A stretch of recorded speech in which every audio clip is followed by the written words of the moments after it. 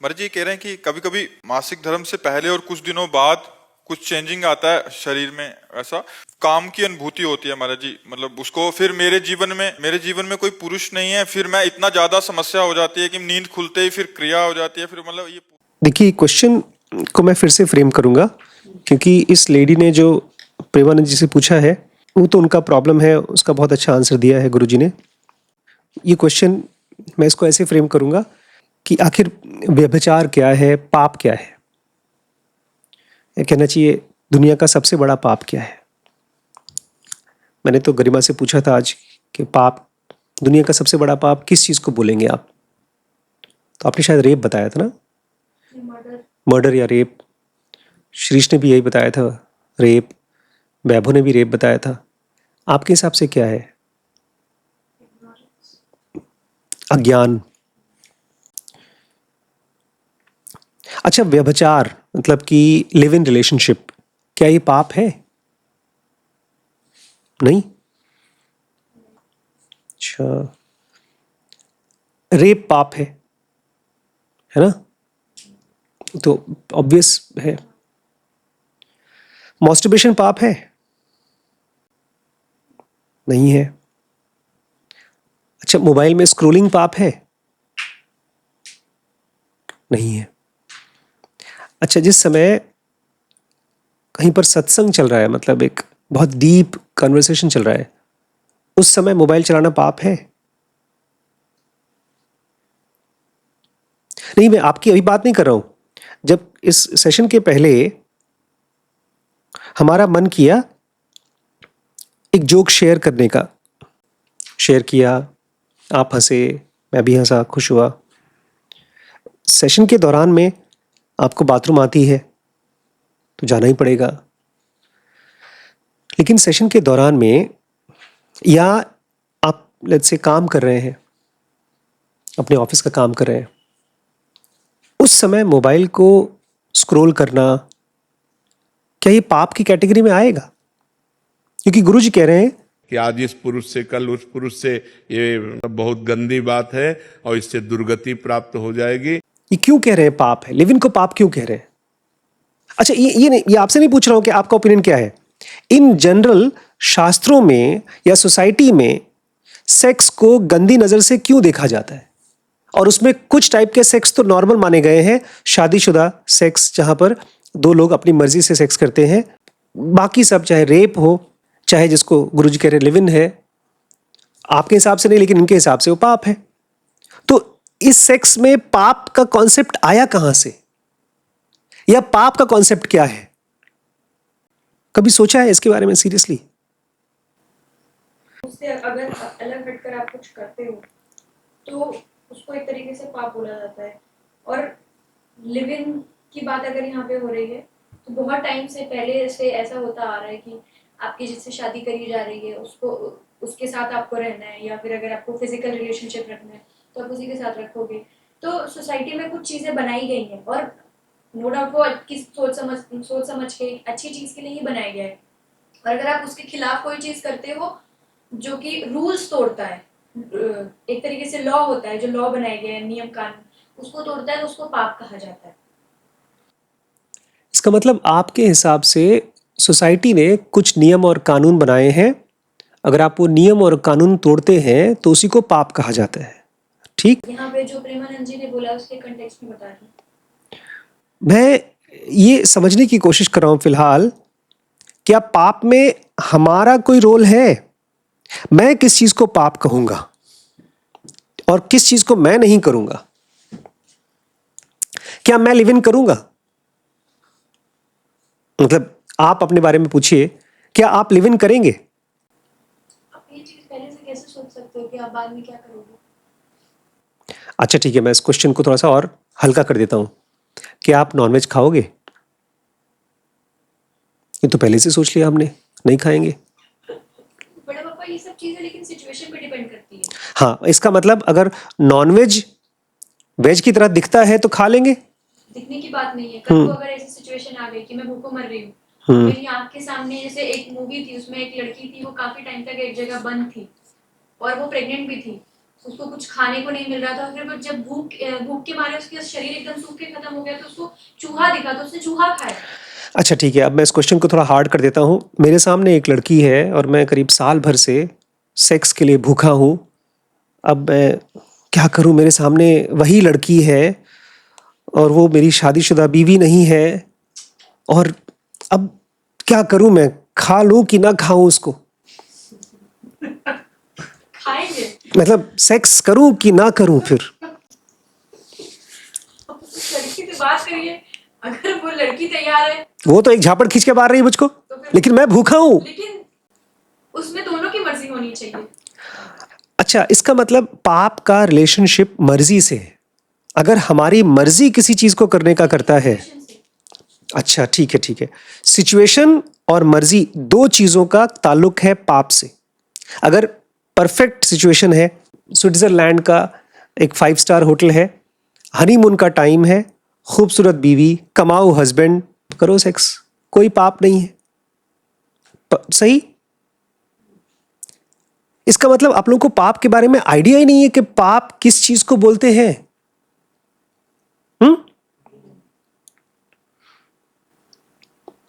ऐसे तो प्रेमानंद जी भी पाप कर रहे हैं। नहीं नहीं, रुको बेटा, अभी हम प्रेमानंद जी के बारे में बात नहीं कर रहे हैं। मैं चाहता हूं हमारा जो काम है, जो हम लोग यहां करते हैं ना, मैं चाहता हूं हम लोग सेक्रेडनेस को टच कर सकें। सेक्रेडनेस वो चीज है जो हमारे अंदर में एक एलिमेंट है जो डेथलेस है, जो डिवाइन है, इसको गॉड बोलते हैं, और इसको पाने के बाद आपके सारे दुख खत्म हो जाते हैं। उसको टच करने के लिए मैं कोशिश कर रहा हूँ। और जैसे ही हम लोग यहाँ पर एक, इसको सत्संग बोलते हैं, क्लास बोलते हैं, करने की शुरुआत करते हैं, अचानक से वो उस तरफ जा रहे हैं मेंटली, थॉट्स में, वो गिर जाता है। जब हम क्लास बनाते हैं तो मैं देखता हूँ कभी कभी मैं बहुत गहरे जा पाता हूँ, आप लोग बहुत ध्यान से सुनते हैं, लेकिन कभी कभी ऐसा होता है कि क्लास के दौरान या क्लास के जस्ट बाद हमने उसको टच किया अपने अंदर और वो एकदम उड़ जाता है। मुझे याद है जब मैं छोटा सा था, आई थिंक MBBS में था, फर्स्ट ईयर में, हमारे घर के सामने एक आंटी थी, सामने के फ्लैट में, उनकी हो गई डेथ। वो सब रो रहे थे। मैं MBBS में नहीं कर रहा था, शायद 12th का या 11th की क्लास था। मुझे मन कर रहा था टीवी देखने का। अब पापा मम्मी डांट रहे, नहीं टीवी मत चालू करो, क्योंकि वो फ्लैट सिस्टम था, जो भी हम चालू करेंगे सामने सुनाई देगा। वो लोग रो रहे हैं। ये तो सोसाइटी का नियम है कि भाई कोई रो रहा है तो उस समय आप टीवी वगैरह मत चालू करो। लेकिन सोसाइटी के नियम का सोर्स क्या है? हम कब किसी चीज को पाप का दर्जा देते हैं? मैं ये नहीं बोल रहा हूं, देखिए अभी भी आप दूर जा रहे हैं। मैं अब अंदर में बात करना चाहता हूं। आज मेरी एक भाई साहब से बात हुई, वो दुखी हैं और वो दुख में से निकलना ही नहीं चाहते। वो ऐसी बातें कर रहे हैं कि और दुख में धंसते जाएं। मेरे हिसाब से पाप है। आप एक कंडीशन में हैं। अब ये लड़की बता रही है कि मेरा मासिक धर्म के दौरान और उसके बाद मुझे सेक्सुअल इंटेंसिटी आती है कि मैं सेक्स करूं। पाप क्यों है इसके लिए? उसको नहीं करना है, वो नहीं चाहती कि ऐसी स्ट्रांग फीलिंग आए। क्यों? हम कभी नहीं बोलेंगे अपनी भूख को कि गलत है। अगर आपने कहा कि भाई किसी को भूख लगती तो खा ले खाना। पाप का कॉन्सेप्ट कहां से आया होगा? पाप का कॉन्सेप्ट उसका उल्टे से आया है। उसका उल्टा कॉन्सेप्ट क्या है? पुण्य। अब पुण्य क्या है? हजारों लोग गंगा जी में नहा के आए थे, क्या वो पुण्य है? सोसाइटी ने बोल दिया कि भाई एक शादीशुदा लोग हैं वो सेक्स कर सकते हैं, एक बच्चा पैदा कर सकते हैं, भगवान की पूजा कर सकते हैं, मंदिर में जा सकते हैं। क्या वो पुण्य है? पुण्य और पाप का रिलेशनशिप बाहर की दुनिया से नहीं है। जब तक ये आपको बात समझ में नहीं आएगी तब तक आपका ईश्वर के साथ ही कनेक्शन नहीं होगा। बातें करेंगे आप भगवान की, लेकिन आपकी लाइफ होगी एकदम उथली, दुख से भरी हुई। हर छोटी छोटी चीज आपको परेशान करेगी। और कभी कभार अगर ऐसी कोई वीडियो देख लिया, किसी गुरुजी को मिल लिया, वहां उनको जाके दर्शन कर लिया, वापस आएंगे तो घमंड के साथ आपका सीना चौड़ा हो जाएगा, जैसे कि अभी कमेंट सेक्शन में लोग चिल्लाना शुरू कर देंगे, चिल्ला रहे हैं ऑलरेडी। आपका आध्यात्म, आपकी मंत्र जप, आपकी पूजा आपके अहंकार को डिसॉल्व करनी चाहिए। अहंकार से रिलेशन है पाप का। नहीं समझ में आया? आज सुबह आपकी और आपके भाई की बात हो रही थी, वो पाप हो रहा था क्योंकि एक बोल रहा था, दूसरा सुन नहीं रहा था, दूसरा चिल्ला रहा था, पहला वाला सुन नहीं रहा था। ये पाप बोलूंगा मैं इसको। मैं उस चीज को पाप बोलूंगा जहां पर आपका अहंकार मजबूत होता है और जहां पर आपका ईगो डिसॉल्व होता है, वो पुण्य है। रेप करता है तो उसका अहंकार मजबूत होता है। रेप तो अहंकार की पराकाष्ठा है। मैं कहता हूं मेरी जो मर्जी है वही होगा। रेप तो एक तरह से सड़ा हुआ फल गल गया है, बहुत गंदा हो चुका है। रेप को तो मैं बात ही नहीं कर रहा हूं। रेप तो, मर्डर, ये सब तो पाप है ही। मैं तो आपसे पूछ रहा हूं, मन के अंदर आप जब तक आइडेंटिफाई नहीं करेंगे ये चीज पाप है और ये चीज पुण्य है, और कोई और नहीं बताएगा। मैं जब किसी से बात करता हूं ना, जब वो आदमी मुझे सुनता नहीं है और मैं बोलता हूं, तुरंत मेरे मन में से बात आती है, ये पाप हो रहा है। मैं अपने आप को उसके ऊपर थोप रहा हूं क्योंकि मुझे दिखता है कि मेरा अहंकार मजबूत हो रहा है, मैं उसके ऊपर चढ़ रहा हूं, एक पावर प्ले चल रहा है, मैं जीत रहा हूं। मैं तो ऐसा बॉस भी नहीं बनना चाहता हूं। आप मेरे सामने बैठे हैं, दुखी बैठे हैं, परेशान बैठे हैं, और मैं आपसे पूछ रहा हूं क्यों काम नहीं कर रहा है बे? ये पाप है क्योंकि मेरा सेल्फ आपके सेल्फ को पहचान नहीं रहा है। जैसे ही मेरे सेंटेंसेस में ता ते ती आ जाता है, मैं जान जाता हूं मैं पाप कर रहा हूं। वैभव हमेशा ऐसा करता है, मेरे लिए ता है ही नहीं। आपने कल क्या किया वो मेरे दिमाग से खत्म है। मैं जाता था एक बार एक गुरुजी के पास म्यूजिक सीखने के लिए। मैं और एक मेरे दोस्त आकाश जाते थे, और गुरुजी हमें सिखाने से पहले उनके पास एक हारमोनियम होता था, उसका बटन दबाने से पहले हम लोग को गुरुजी बोलते थे उनको। वो बोलते भी थे कि मुझे गुरुजी बोलो तुम, और वो पूजा करते थे उसकी। किसकी पूजा करते थे वो? हारमोनियम की पूजा करते थे। क्या इमेजिनरी देवी आ जाती थी वहां पर? सरस्वती माँ आती थी वीणा बजाने के लिए? क्या हमारे अंदर में कोई ईश्वर है? अगर है तो उससे कैसे बात किया जाता है? इस चीज से रिलेशनशिप है पाप का। इस दुनिया में मेरे हिसाब से सब पापी हैं, क्योंकि हम सब जी ही रहे हैं केवल अपने लिए, इसीलिए हम दुखी भी हैं। जो दुखी है वो पापी है। और इसमें यह मत सोचिएगा कि आप पापी हैं, वो छोटा पापी है, वो बड़ा पापी है। अब सब एक ही ट्रेन में है, कोई फर्स्ट क्लास में बैठा है, कोई स्लीपर क्लास में। खाली रेपिस्ट पापी नहीं है, जो मंदिर में बैठकर पूजा कर रहा है वो भी पापी है। उसका अहंकार विकृत है, आपका अहंकार खूबसूरत है, लेकिन दोनों का मजबूत है। लेकिन अगर किसी दिन आपको ये क्वेश्चन आ जाए कि आखिर मेरे बॉडी में एक सेक्सुअल अर्ज आ रहा है, वो एक बॉडी की म्यूजिक है, या भूख लग रही है, ये तो मेरी बॉडी के साथ है, लेकिन सेक्स में तो दो लोग चाहिए होंगे, बातचीत करने के लिए दो लोग चाहिए होंगे। हमारे पिछले सेंटर में एक बहुत अच्छा लड़का काम करता था, अब उसने जॉब छोड़कर कहीं और ज्वाइन कर लिया। बहुत अच्छा लड़का था। वो जब कभी आपसे मिलेगा आप उसके फैन हो जाएंगे, हमेशा मुस्कुराता है। मैं तो कोशिश कर रहा हूं कि हमारे यहाँ आकर मैनेजर बन जाए। जब कभी कोई लड़की उससे आकर बात करती, उसकी बीवी को खबर पड़ जाती और अगले दिन पहुंच जाती। वो इतना अच्छा लड़का है कि वो सबसे बात करता था, अच्छे से बात करता था, लेकिन बीवी को पसंद नहीं था ये चीज। क्यों? जेलेसी, खाली जेलेसी, पोसेसिवनेस।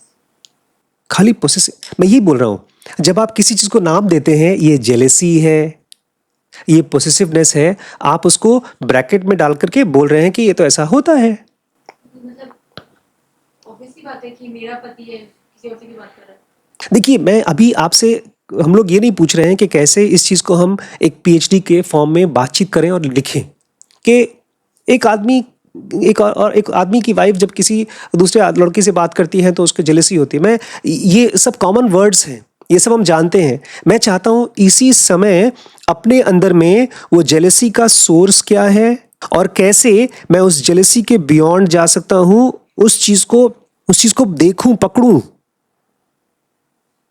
क्योंकि अगर आपकी जिंदगी में कोई डिविनिटी आएगी, उसी से आएगी। आप अपने आप को जितना अच्छे से समझ पाओगे उतना ही सामने वाले को समझ पाओगे या हेल्प कर पाओगे। वो भाई साहब दुखी हैं 2 दिन से, वो निकल नहीं पा रहे हैं, मैंने बताया जिनके बारे में, आज थोड़ा सा निकले हैं। मैं उनको कैसे हेल्प कर पा रहा हूं? बिकॉज मैं अपने दुख को जानता हूं कि मैं दुखी होता हूं तो क्या होता है। मैं कह रहा हूं हमारे दुख का कोई परमानेंट सोर्स है क्या जहां से बार बार दुख निकल रहा है? पाप बाहर नहीं है, बाहर की दुनिया तो केवल अंदर का प्रोजेक्शन है। अगर आप किसी काम को बहुत गहरे से समझना चाहते हैं, समझ नहीं पा रहे हैं, वो बिकॉज आपके बहुत गहरे में, जिसको आपने कहा है इग्नोरेंस। ये लिव इन रिलेशनशिप आया कहां से, या शादी का कॉन्सेप्ट आया कहां से? कोई गेस करिए, शादी का कॉन्सेप्ट के पीछे फिलॉसफी क्या है, और कौन सी शादियां सक्सेसफुल चलेंगी और कौन से लिव इन बहुत अच्छे चलेंगे, वो शादियों से भी अच्छे चलेंगे, और कौन सी शादियां टूट जाएंगी। कसम खाने से किसी के साथ आपकी शादी नहीं होती है। ये लिव इन का कॉन्सेप्ट कहां से आया? आजकल तो इससे भी माइक्रो ब्लॉग्स आते हैं, माइक्रो शॉर्ट्स देखते हैं, ऐसे ही शॉर्ट रिलेशनशिप है। मुझे आपकी कोई जिम्मेदारी नहीं लेनी, यह है लिव इन रिलेशनशिप। और जिस किसी ने भी कल्पना की थी शादी की, वो कहां से आया था? कमिटमेंट से। लेकिन शादी विकृत किस चीज से होती है? मेरी बात तू सुन नहीं रही है। मेरी बात क्यों नहीं सुन रही हो तू? अब उसमें केवल हस्बैंड वाइफ के रिलेशनशिप खराब नहीं होते, भाई बहन के रिश्ते खराब हो जाते हैं। मां बाप, बेटे और बहू, सब के रिलेशनशिप, जहां पर अहंकार आता है वहां पर पाप है ये। इसलिए बड़े बड़े कोर्ट्स हैं जहां पर लोग जाकर के लड़ाई करते हैं कोर्ट में।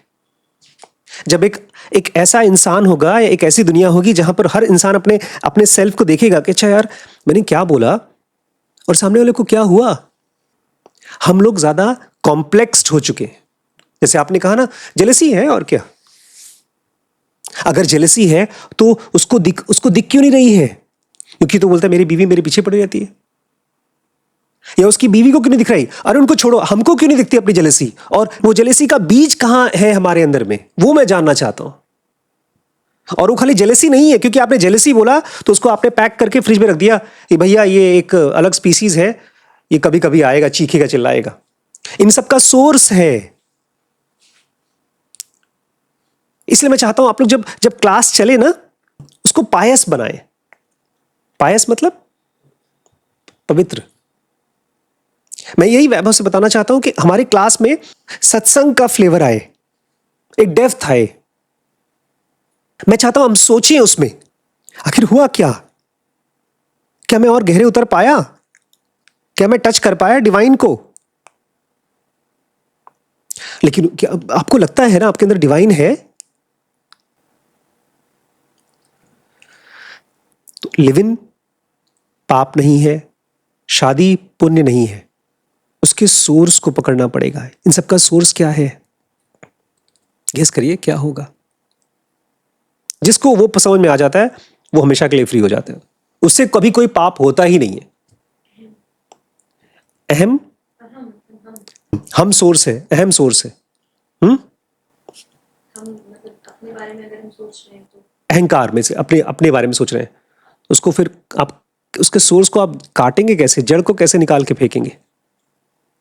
ये तो एक केवल एक थियोरेटिकल आंसर हुआ कि जिसके अंदर में अहंकार। जब मेरी लड़ाई हो गई तो फिर उसके बाद काफी देर तक मुझे गुस्सा लग रही थी उस पर, लेकिन उसके बाद जब डिस्कशन शिरीष पे आ गया, जब बातचीत चल रही थी, तो मैंने फिर एक तरीके से ये सोचना शुरू किया कि इसको ऐसे मत देखूं कि वो मेरा भाई है। अगर मैं भाई देखूंगी तो अंदर से मेरे ये रहेगा कि मेरा भाई है, इसको तो सुनना ही चाहिए क्योंकि ये मेरा भाई है। तो फिर मैंने सोचा कि एज अ स्ट्रेंजर है, स्ट्रेंजर समझो, और फिर देखो कि क्या होता है, कैसी फीलिंग आती है।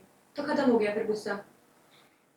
लेकिन ये गुस्सा तो अभी कल फिर से आएगा, क्योंकि कल फिर से वो वही हरकत करेगा जो आज किया था, और कल फिर से। शाम को मैं उसको बता रही थी, सुन रहा था मेरी बात, तो जब तक वो सुनेगा तब तक गुस्सा नहीं आएगा। जैसे ही सुनना बंद, तो मैं चुप हो जाऊंगी। मैं सोर्स की बात कर रहा हूं कि उसके जड़ को कैसे पकड़ेंगे आप।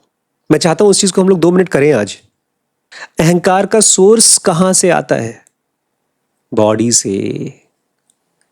और क्या हम केवल बॉडी हैं? अच्छा, तो क्या है?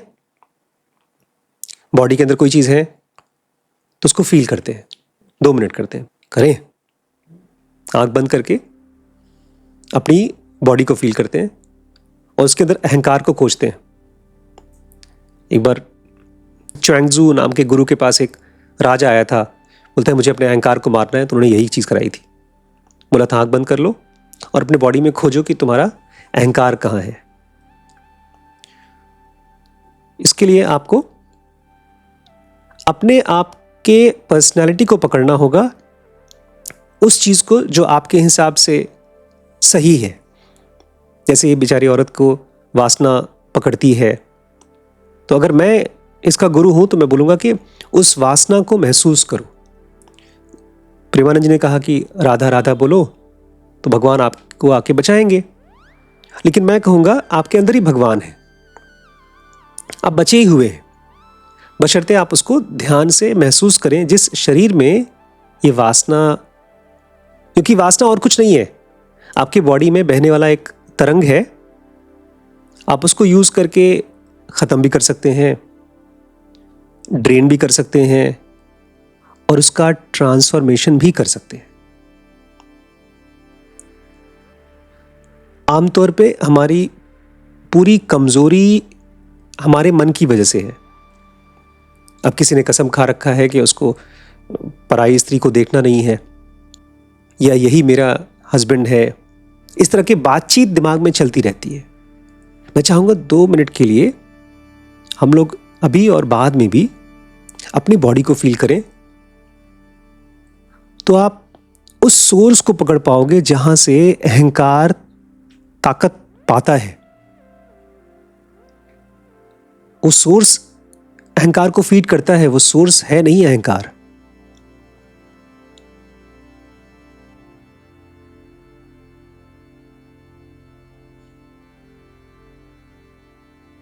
अहंकार अलग अलग तरीके खोजता है, बात करके, मजाक करके, डिस्ट्रैक्ट होके। अगर कोई नाम जप कर रहा है तो बेसिकली वो अपने डिस्ट्रैक्शन को कम कर रहा है। इसके ऊपर मैं और लंबी बात करूंगा, और मुझे लगता है हम सबको ट्राई भी करना चाहिए ऐसे ही एक्सपेरिमेंट के तौर पे, कभी कॉन्शियसली नाम जप करके, कभी कभी ऐसे भी गाना सुनना चाहिए, भजन सुनना चाहिए, जहां पर आप ईश्वर के बारे में सुनते सुनते क्वेश्चन पूछते हैं, ईश्वर है कहाँ, मेरे अंदर है कि बाहर है? क्योंकि मेरी वासना को तो भोजन उसी से मिल रहा है, हमारी चिंताओं को उसी से भोजन मिलता है।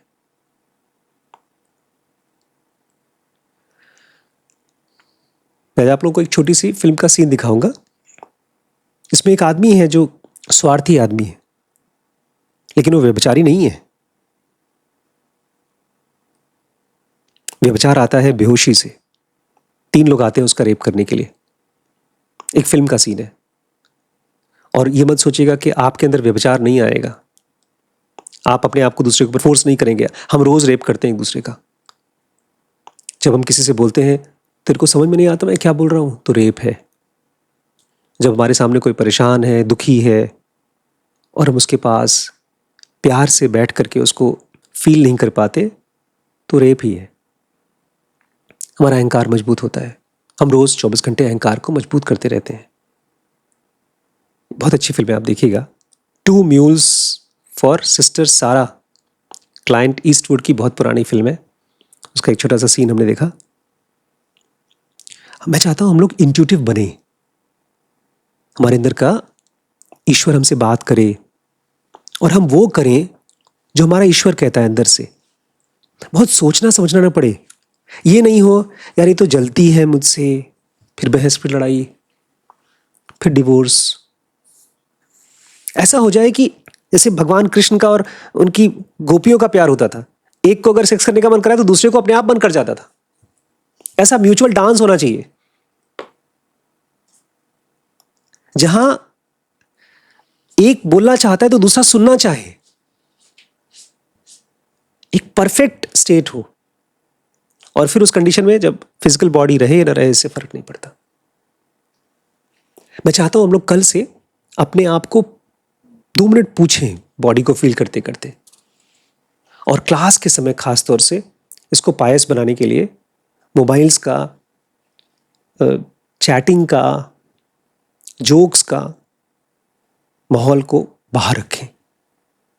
उस समय केवल कॉन्टेम्पलेट करें कि अगर है हमारे अंदर में ईश्वर है तो कैसे बात करता है, उसको कैसे मालूम पड़ता है क्या सही है, वो कैसे चीज़ों को डिसाइड करता है, इतना बड़े बड़े ब्रह्मांड बनाता है फिर तोड़ता है तो कैसे डिसाइड करता है।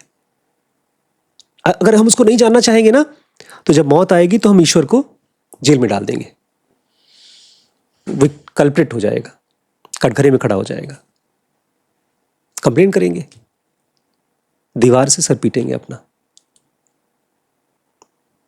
ईश्वर तो है, लेकिन जब हम ईश्वर को नहीं जानना चाहते यही पाप है। तो रोज आप 1 दिन का पाप करके सोते हैं। आज अपनी बॉडी को फील करिएगा सोते समय, 5 मिनट के लिए ही सही, कुछ देर के लिए अपने अहंकार से दूर हो जाइएगा। पता है ना आपका अहंकार क्या है, कैसे शेप लेता है वो? विचारों से, इमोशन से। मुझे एक फिल्म अच्छी लगी, आपको नहीं अच्छी लगी, इसका मतलब अहंकार। क्योंकि मेरी फिल्म आपको अच्छी कैसे नहीं लग सकती?